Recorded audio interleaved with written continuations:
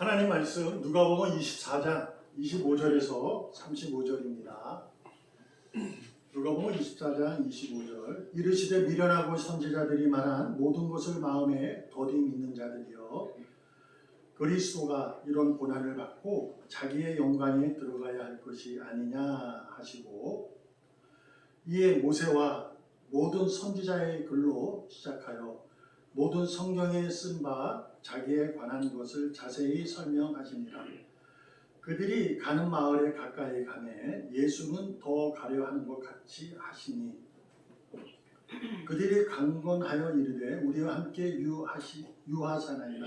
때가 저물어 가고 날이 이미 기울었나이다 하니 이에 그들과 함께 유하러 들어가시니라.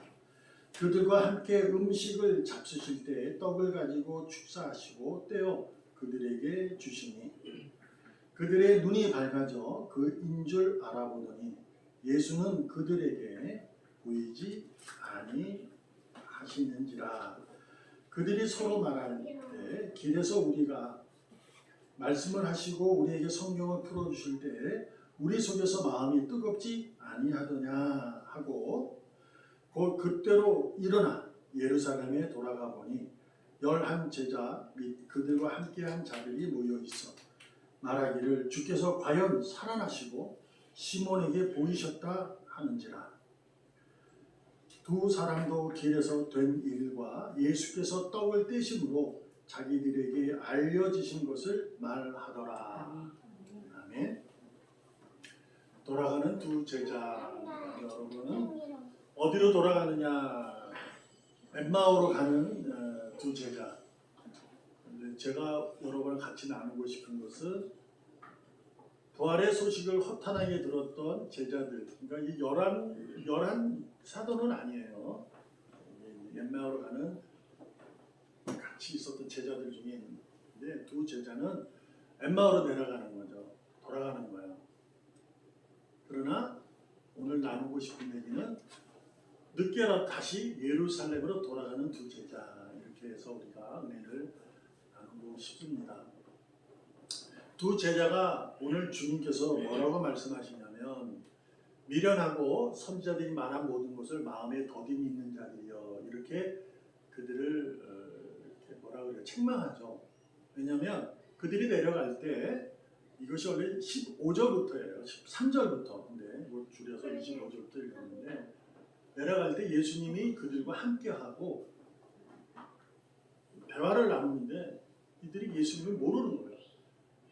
3년은 아닐지라도 그래도 예수님을 같이 이렇게 있었던 제자인데 예수님을 몰라보는 거죠.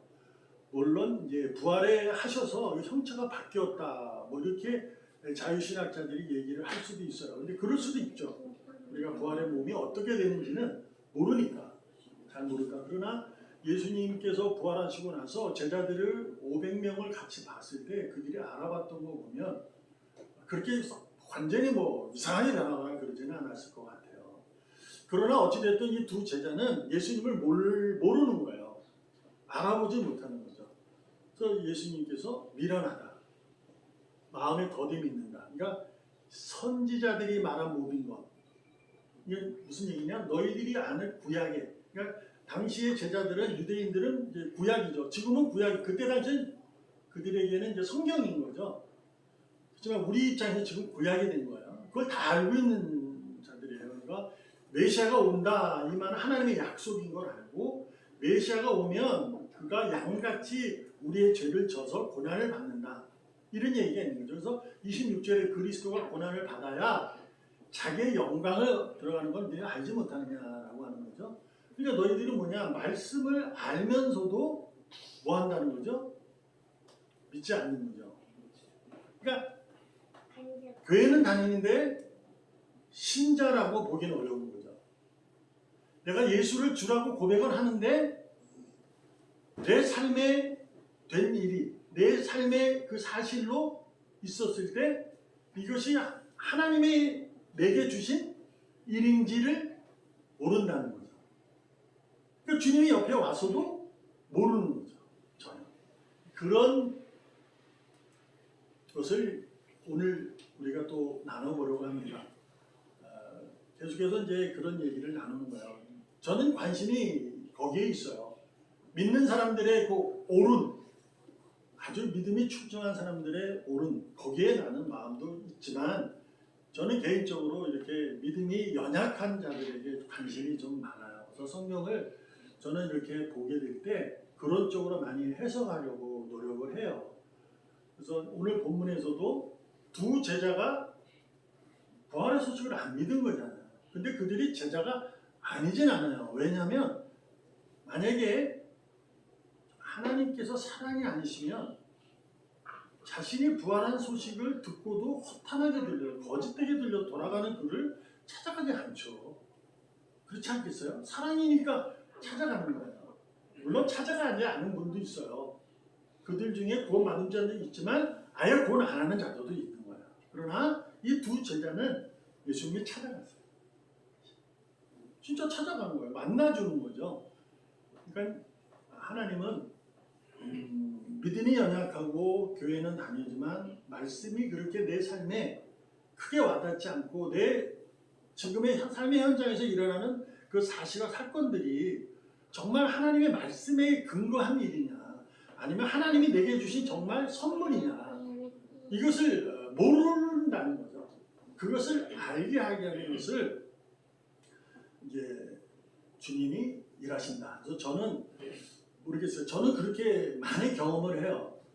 제가 이제 늦게 주님을 만났지만 그 늦게 주님을 40살에 만나서 그래도 안수받기까지 8년 있다가 받았는데 그때까지도 그렇게 긴가민가 하게 있어요. 그 과정 중에 이제 하나님이 역사도 했지만 제가 이제 어느 순간에 이 모든 것이 하나님이 일하신다는 것을 저는 철저히 믿습니다.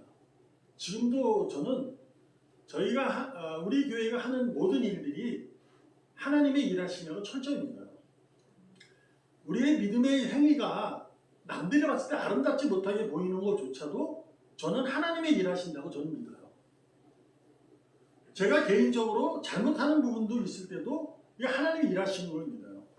왜냐하면 제가 잘못했다는 걸 제가 느껴질 때가 있거든요. 처음엔 잘 몰라요. 그러나 이게 시간이 흐르면 하나님이 내게 주신 은혜구나, 사인이구나, 나를 고치는구나. 이걸 저는 알아요. 그래서 저는 지금도 전혀 하나님 없이 저는 모든 걸 얘기하지 않아요. 우리 집사람하고 여러분 물어보면 알지만 우리 김성훈 사모하고 저하고도 달라요. 하나님을 대하는 좀 그런 것이 좀 다를 때가 있어요. 그래도 저는 제가 알고 믿는 하나님의 일하심을 저는 철저히 믿습니다. 모든 것이 하나님 일하시는 거예요. 하나님 막을 때, 하나님이 저지할 때, 하나님 펼치실 때 그 일을 하시는 것을 믿죠. 그래서 저는 모든 일을 할 때 지금은 오직 하나님에게만 의지하고 있습니다. 여러분도 그랬으면 좋겠어요. 그 주님은 우리 두 제자를 통해서 뒤늦게라도 돌아가는 예루살렘으로 돌아가는 제자들처럼 주님을 만났으면 좋겠습니다. 주님을 만나서 너무 눈이 밝아지고 마음이 뜨거워져서 부활의 소식을 전하지 아니하면 안 될 것 같은 그러한 믿음의 그 씨앗이 내려가지고 그것이 열매가 되기를 소망합니다. 여러분에게 꼭 드리고 싶은 얘기는 의인으로서의 삶이 있어요. 내가 의인이다. 그러니까 착한 사람이라는 옳은 사람이라는 얘기가 아니라 하나님에 의하여 의로움이 가진 자, 하나님의 의로움으로 의롭게 되어 믿음에 의하여 믿음에 이른 자를 얘기하는 거예요. 그 의인이라고 내가 솔직히 고백하면 의인으로서의 삶이 있습니다. 그것이 이제 자유예요. 하나님이 진리 안에서 자유를 누린다 말씀하셨잖아요. 근데 자유에는 꼭 따르는 게 있죠. 자유는 방종이 아니니까 자유는 책임과 의무가 있어요.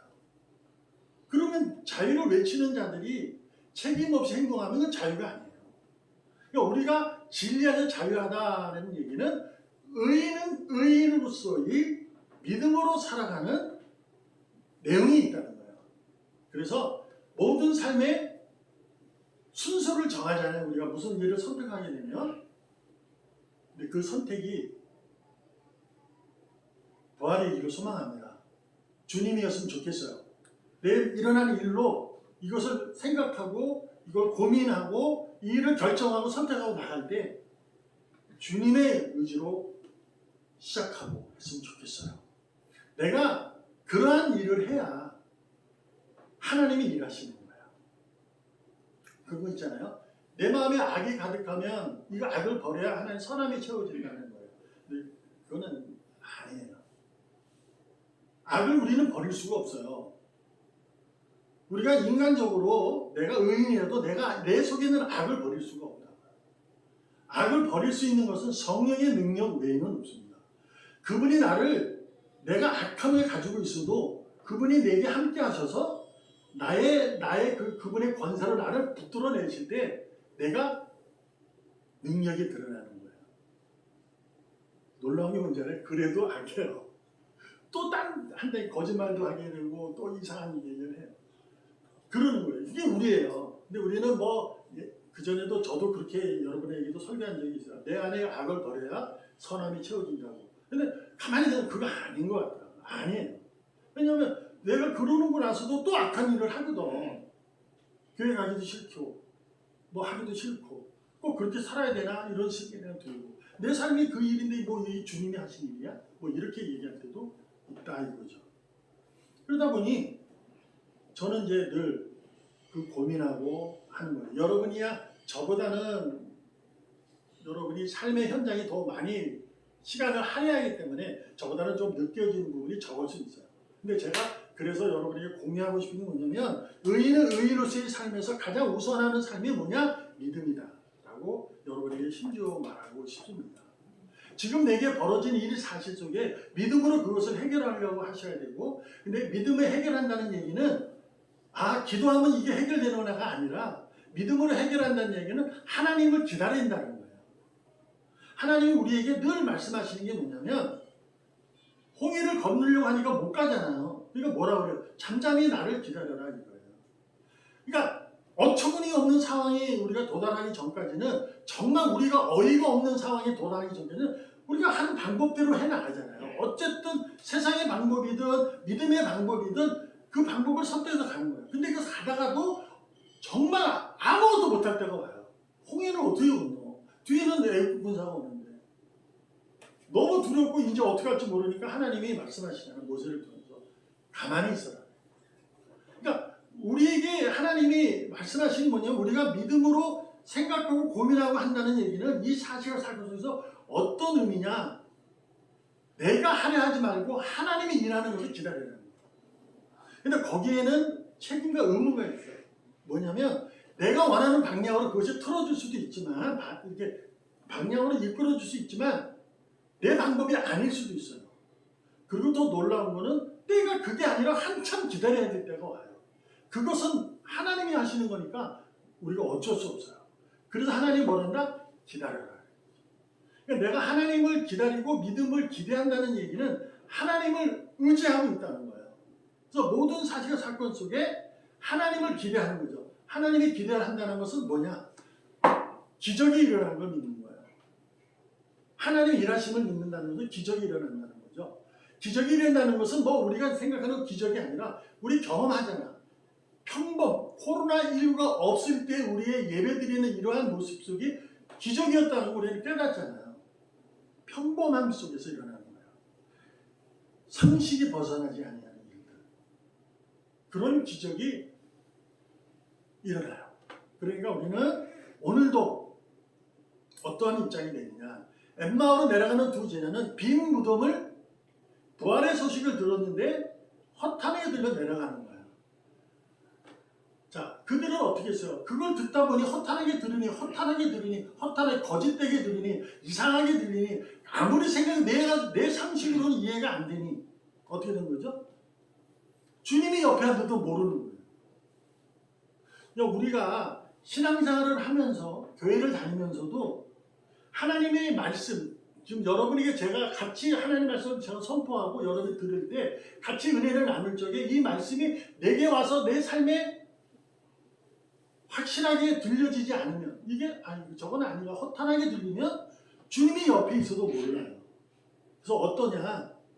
내가 신앙생활 오래 해도요. 도대체 주님 살아있는 거 맞아요? 응답이 안 되니까. 자꾸 길은 가면 갈수록 수렁이고 구렁텅이고 뭐 담벼락이고 이러니까 해결이 안 되는 거죠. 그러다 보니 그래도 뭐예요? 믿음이라도 있어서 기도하고 있는데 안 돼. 그러니까 살아있는 거 맞아요. 뭐 이렇게 되는 거예요. 주님은 언제나 함께 하는데 못 보게 됩니다. 그러니까 뭘 해야 돼요? 허탄하게 들린다는 그것이 나로서는 이것을 조정하셔야 돼요. 자, 솔직히 말씀드리면 홍해가 갈라지고 과학적으로 증명할 수 있는 부분이 전혀 아니에요. 그렇잖아요. 여리고성이 그 13바퀴 돌았다고 무너져요? 말이나 되면 꽹과리 치고 나팔 분다고 이게 무너지냐고. 믿을 수가 없다니까. 그런 걸 어떻게 믿겠어요 이걸.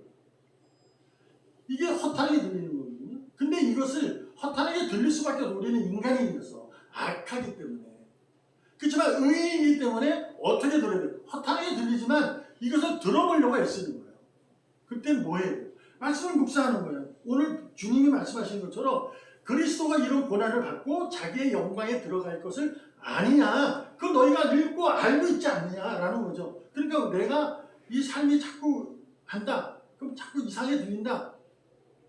그러면 자꾸 세상의 지식으로만 이렇게 때려치고 안 보려 하지 마시고 말씀을 자꾸 보는 거예요. 지난주에도 말씀드렸던 것처럼 창세기부터 안 봐도 된다니까. 창세기는 잘 봐요. 근데 어디에서 다 멈추냐면 역대 상황에서 다 멈춰요. 뭐 족보만 계속 나오니까 읽기 싫어요 그거. 창세기도 족보 나온 데는 또 어가는 경우가 많거든. 저도 그랬어요. 그러니까 말씀은 창세기부터 요약에 쭉 읽어요. 그런 건 없어요. 내가 좋아하는 말씀만 찾아도 상관은 없어요. 그러나 그것을 왜 자꾸 지향하려고 하냐면 지향하는 이유는 자꾸 좋은 말씀을 찾다 보면 신앙이 다 좋은 모습으로만 일어날 것 같으니까 그러는 거예요.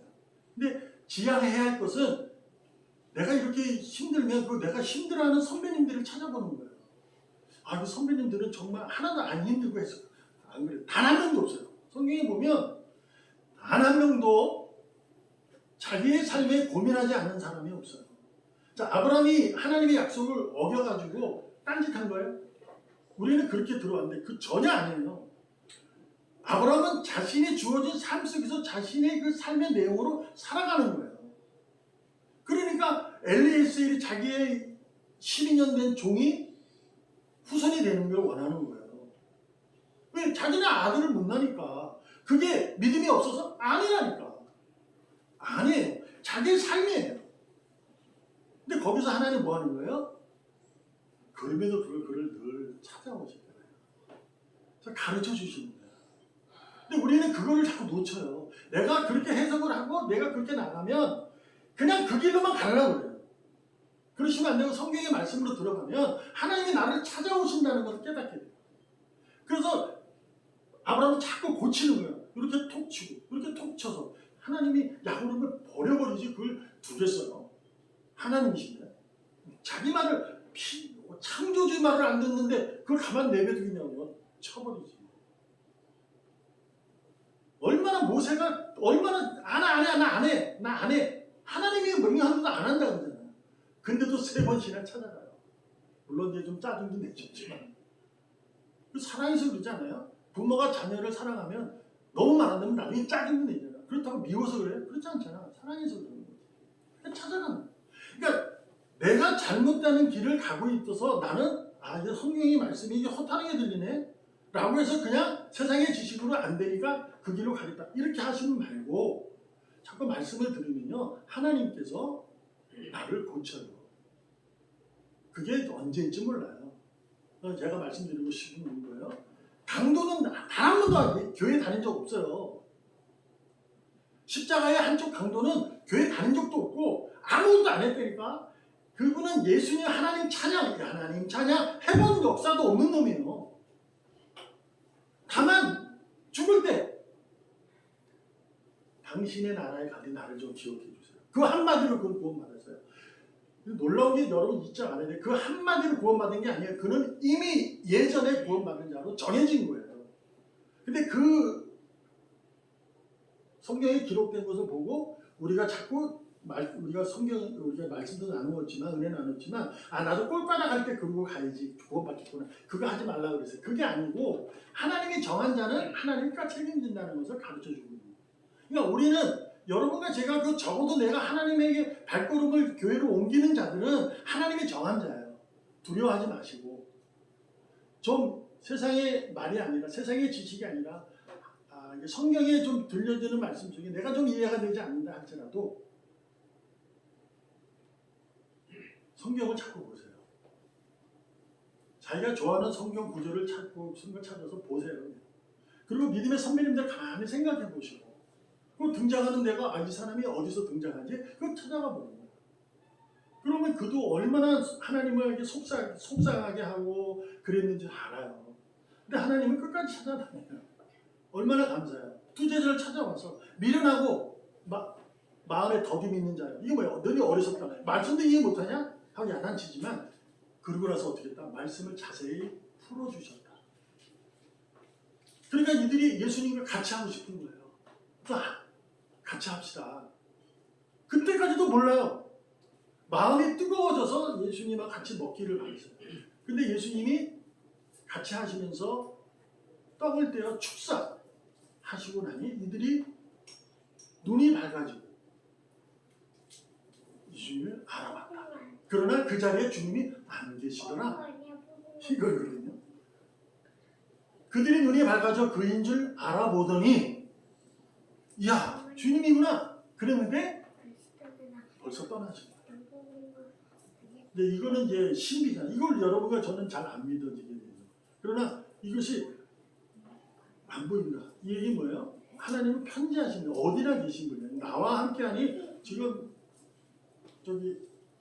우리 동성애와 같이 하는 하나님이 하나님 좀 나한테는 없는 거 있잖아요. 근데 나한테도 같이 있다니까. 그걸 가르쳐주고 있는 거예요. 그러면서 서로가 얘기하는 거죠. 그러고 보니까 그분이 우리 옆에 만나서 주님이 우리의 성경을 풀어준 우리 마음이 뜨겁지 않았느냐? 이렇게 이제 고백을 하게 되죠. 그러나 어떻게 됩니까? 그때로 언제예요? 마음이 뜨거워지고 예수님 보게 되고 알았을 때 일어나 예루살렘 돌아갔다.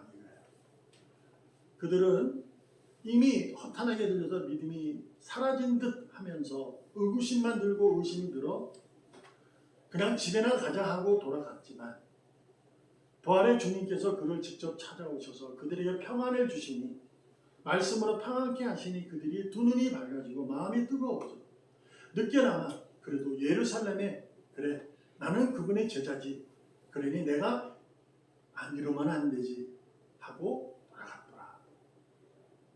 가서 보니까 그 한 모든 제자들이 다 같이 똑같은 얘기를 하는 거예요. 예수님께서 부활하셨다고.